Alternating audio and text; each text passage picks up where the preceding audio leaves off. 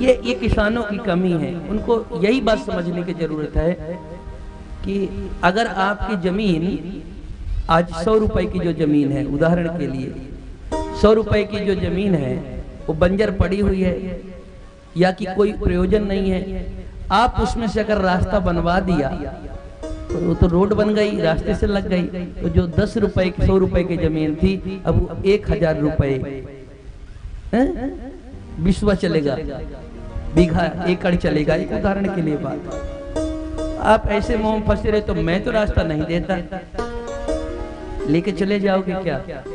अरे रोड बनेगा, रास्ता बनेगा तो आप आपके संपादन आप कुछ लेके आओगे, कुछ जाओगे तो ट्रैक्टर जाना है या कोई अन्य कोई जाना है। इस तरह से गांव में देखो रोड, बिजली, पानी, ये कहीं की भी मूलभूत हम लोगों की ये सुविधा है। आप इस तरह से थोड़े थोड़े अपने जमीन का घर मोह त्याग करके अपने रास्ते में लिख करके प्रधान को कहो, और अन्य जो लोग हैं, विधायक आए, सांसद आए, आप जगह जगह विद्यालय मांगो उनसे, हॉस्पिटल मांगो उनसे रोड मांगो और उनसे पानी की व्यवस्था मांगो। जो अभाव है तो एक दिन देखना, अगर मेरी केवल इतनी कथा पूरे में इतनी बात सुन लिए तो आने वाले 5 साल में आपका गांव उत्कृष्ट गांवों में शामिल होकर के आपके गांव की चर्चा पूरे प्रदेश के अंदर होना शुरू हो जाएगी, किसी दिन देश में चालू हो जाएगी। एक हाथ से नहीं होता भैया, जितना प्रेम से ताली बजाते हो ना उतने प्रेम से मेरी इस बात को लागू कर लो। क्योंकि बुखार अगर है तो बुखार की दवाई जानने से ठीक नहीं होगी। मैंने कहा आपस में मिलकर के विचार करके करना शुरू कर दो। मैं कह रहा हूँ इसलिए विश्वास कर लो, इस गांव में मैं रहने के लिए नहीं आ रहा हूँ, रहना आपको है।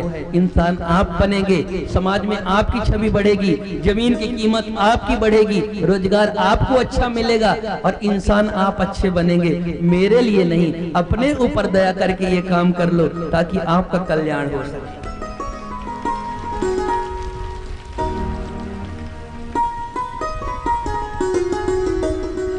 ये भगवान की कथा का उद्देश्य है साहब। गांव जुड़े, समाज जुड़े, उत्कर्ष हो, जितने चेहरे दिखाई पड़े सब मुंह लटके हुए न दिखाई पड़े, सब हंसते मुस्कुराते हुए दिखाई पड़े। और दिखाई कब पड़ेगा? जग में भैया दो बड़े, एक पैसा एक राम, राम नाम से मुक्ति होत है और पैसा से सब काम। रोजगार मिलेगा, आगम बढ़ेगा, अर्थ बढ़ेगा, और जब अर्थ का आगम होगा तो मन की जो अभिलाषा है पूर्ण कर सकेंगे, और जब पूर्ण कर सकेंगे तो साहब फिर मैंने एक दिन कहा था कि कोशिश करो कि हाथ नीचे, इतनी मेहनत करो कि हाथ किसी के नीचे कह करके ऊपर से लेने की जरूरत न पड़े। आपका हाथ हमेशा ऊपर रहे, दाता बनो, मांगने वाला नहीं बनना है। और ये मुफ्त की चीज जो मिलती है ना, इनको कहो कि मुफ्त की चीज हमको नहीं चाहिए, हमको खून पसीने की चाहिए। और फिर उनसे कहो कि हमको विद्या दे दो, स्वास्थ्य दे दो। अगर विद्या स्वास्थ्य मिल गया तो हम अपने आप समृद्धशाली हो जाएंगे। अगर विद्वान है, पढ़ा लिखा है, तो कोई दुनिया की ताकत उसको झुका नहीं सकती है, वो अपने विद्या के बल पर कहीं पर भी जाएगा। देखो गुरुजनों की कृपा है, गुरुजी हमारे बैठे हैं, शिष्य को पढ़ा लिखा के योग्य बना दिया, तो बैठ के सुन ही तो रहे हो, कुछ दिया थोड़ी है हमने।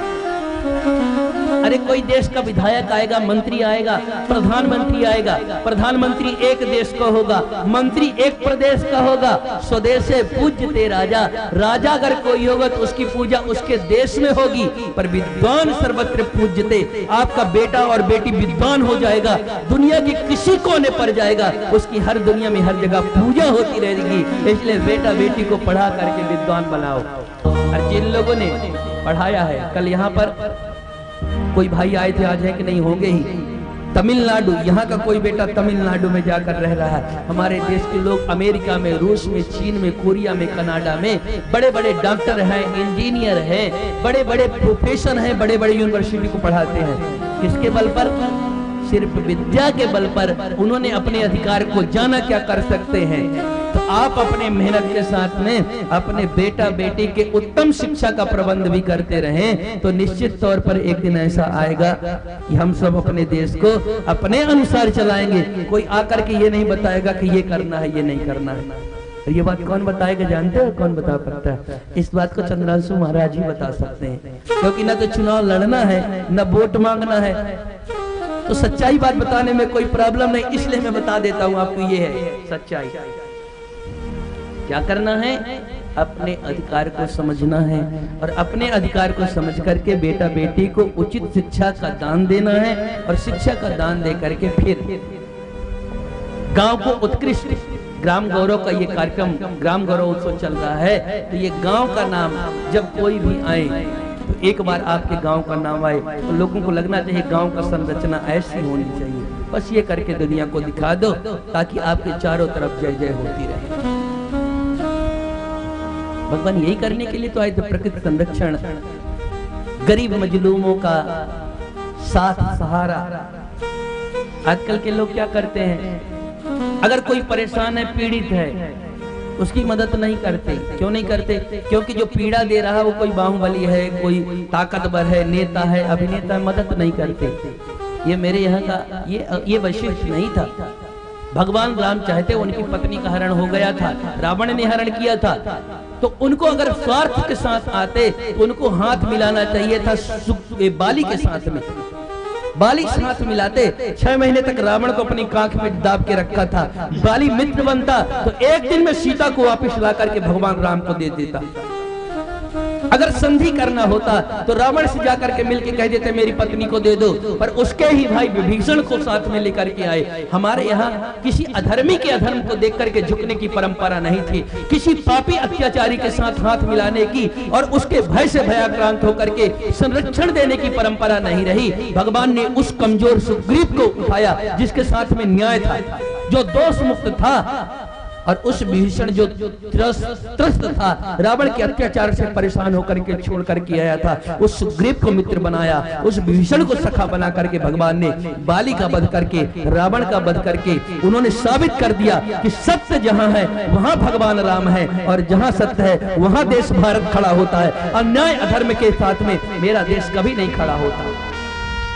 और मुझको मेरा देश है इसलिए मैं नहीं कह रहा हूँ, मुझको इस बात पर गर्व है कि मैं अपने जब भी इतिहास को पढ़ता हूँ, मेरे देश का इतिहास है। हमारे देश पर भले लोगों ने आक्रमण किया, तोड़फोड़ किया, पर मेरे देश ने आज तक कभी भी किसी देश की संस्कृति को नष्ट करने के लिए, किसी भी देश को लूटने के लिए आज तक मेरे देश ने किसी पर आक्रमण नहीं किया। इस बात का मुझको गर्व है। मैं ऐसे देश में रहता हूँ जो धर्म के साथ खड़ा होता है। आजकल क्या कुछ स्वार्थी लोग आ गए, क्या करते हैं कि सामने जैसे मजबूत कोई दिखाई पड़ता है, जानते हैं लुटेरा है, डकैत है, अब इतनी बात नहीं करता, पर ये भागवत कथा ही रख दिया राजेंद्र भाई साहब ने। ग्राम गौरव की बात, तो ग्राम गौरव की बात आ जाती है तो मैं क्या करूं बताओ। और फिर मैं कहता हूं कि भ्रष्ट लोग नहीं है, झूठ मूठ के नेता को दोष देना बंद करो। कोई नेता भ्रष्ट है? सबसे भ्रष्ट आप लोग हो। शायद इतनी बड़ी बात मंच से किसी ने कहा कि नहीं कहा।